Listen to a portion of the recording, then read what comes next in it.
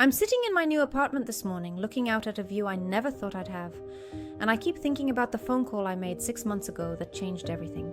The hardest phone call I'd made in years. I'm Margaret, and I'm 81 years old. And last month we finally sold the house where I raised my children, buried my husband, and lived for 47 years. The house I swore I'd never leave. Let me tell you what really happened, because it wasn't anything like what I expected. We bought that house in 1977. I was 34, Tom was 36, and we had 2 little ones running around a tiny apartment that was driving us all crazy. The house was a 3-bedroom ranch on Maple Street. Nothing fancy, but it had a big backyard and was in a good school district. The day we got the keys, I remember standing in that empty living room with Tom, and he said, "This is it, Maggie. This is where we're going to grow old together." And for 47 years, that's exactly what we did. We painted every room at least 3 times. We put in new carpet, then hardwood, then carpet again. We added a deck, tore down a wall, planted a garden that grew into something beautiful. Tom built a workshop in the basement where he made toys for the grandkids. I had my sewing room upstairs where I made curtains for every window in the house. The kids grew up in that house. First steps in the hallway, birthday parties in the backyard, prom pictures on the front steps. My daughter Sarah had her wedding reception in our living room because we couldn't afford anything fancy. My son Mike brought his babies home from the hospital to that house, and they took their first steps on the same kitchen floor where he had taken his. When Tom died 3 years ago, everyone started asking me the same question. "Are you going to sell the house?" And my answer was always the same. Absolutely not. This house is my home. I'll leave here feet first. But here's what nobody tells you about living alone in a house that was meant for a family.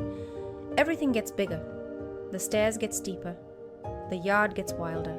The silence gets louder. I'd walk through those rooms every day, and they felt so empty. Not just because Tom was gone, but because the life we'd built there was gone too. The kids were grown with their own homes. The grandkids visited, but they had their own lives, their own activities, their own neighborhoods. I was keeping up a 4-bedroom house for a life that didn't exist anymore. The breaking point came last winter. We had a big snowstorm, and I couldn't get my car out of the driveway for 4 days. The neighbor boy usually shoveled for me, but he was away at college. I called Sarah, and she said she'd come over as soon as she could, but she lived an hour away and had her own driveway to deal with. I spent those 4 days looking out the window at that driveway, realizing that I was trapped in my own home. The house that was supposed to shelter me had become my prison. That's when I made the phone call. Not to a realtor, but to Sarah. I said, "Honey, I think it's time." And you know what she said? "Mom, I've been waiting 3 years for you to say that." Turns out she'd been worried about me living alone in that big house, but she didn't want to pressure me. Mike had been worried too. They'd been talking about it between themselves, wondering what they'd do if something happened to me, and they couldn't get there in time. So we called a realtor, a nice woman named Carol who'd actually sold houses in our neighborhood before. She came over on a Tuesday morning, and I'll never forget what she said when she walked through the house. She said, "Mrs. Patterson, this house has been loved. That shows." She was right. Every corner of that house told the story of our family, the growth chart on the pantry door where we measured the kids every birthday, the scuff mark on the hardwood where Mike's bicycle handlebars hit the floor, the kitchen window where I'd stand every morning with my coffee watching Tom work in his garden. Carol told us the house was in good shape, but it would need some updating to appeal to young families. New kitchen counters, fresh paint throughout, maybe some new fixtures. She said we had 2 choices: sell it as is to someone who wanted to fix it up themselves, or put some money into it first. I chose as is. Not because I couldn't afford the updates, but because I couldn't bear to watch strangers tear apart the kitchen where I'd made 47 years of family dinners. We put the house on the market in March. The first week, we had 12 showings, 12 families walking through my home, opening my closets, discussing whether they'd tear down the wall between the kitchen and dining room, talking about my garden like it was just landscaping that needed to be changed. It was harder than I expected. Much harder. These weren't just strangers looking at my house. They were looking at my life and deciding what parts they'd keep and what parts they'd throw away. But then this young couple came to look at it. David and Jennifer with a 3-year-old daughter named Emma. I watched Emma run through the same hallway where my kids had run, and she squealed with delight at the built-in bookshelves in what used to be Sarah's room. David loved Tom's workshop. Jennifer stood in my kitchen and said, "This is where our family will eat breakfast every morning." That's when I knew. not because they offered the most money. They didn't. But because I could see them loving that house the way we had loved it. The closing was emotional.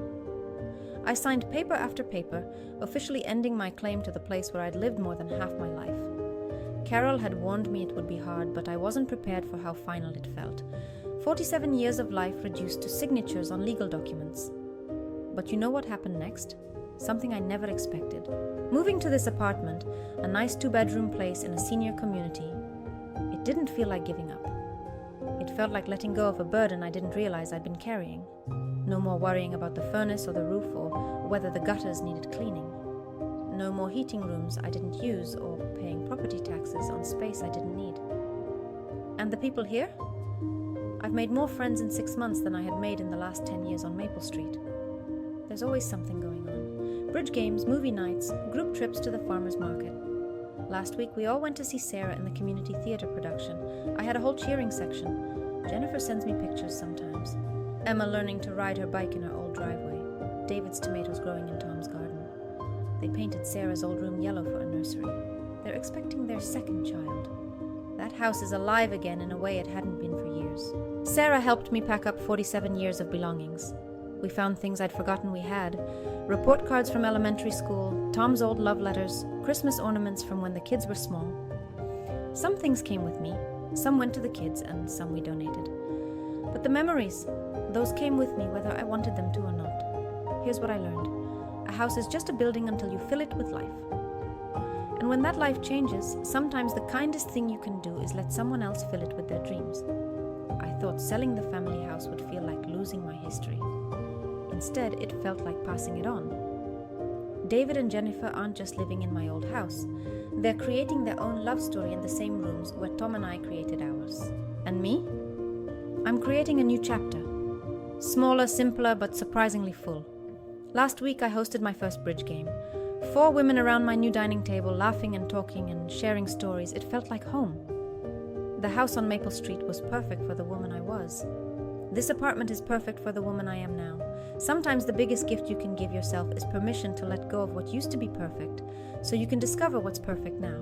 If you're holding on to something because you think you should, because everyone expects you to, or because you're afraid of what letting go might mean, maybe it's time to ask yourself, is this still serving the life I'm actually living? Or is it time to let someone else love it the way I used to? If this story meant something to you, I'd love to hear about your own experiences with houses, with homes, with letting go or holding on. Share this with someone who might need to hear it. And let me know in the comments, what's the hardest goodbye you've ever had to say to a place? Sometimes sharing these stories helps us all feel a little less alone in the big decisions we have to make.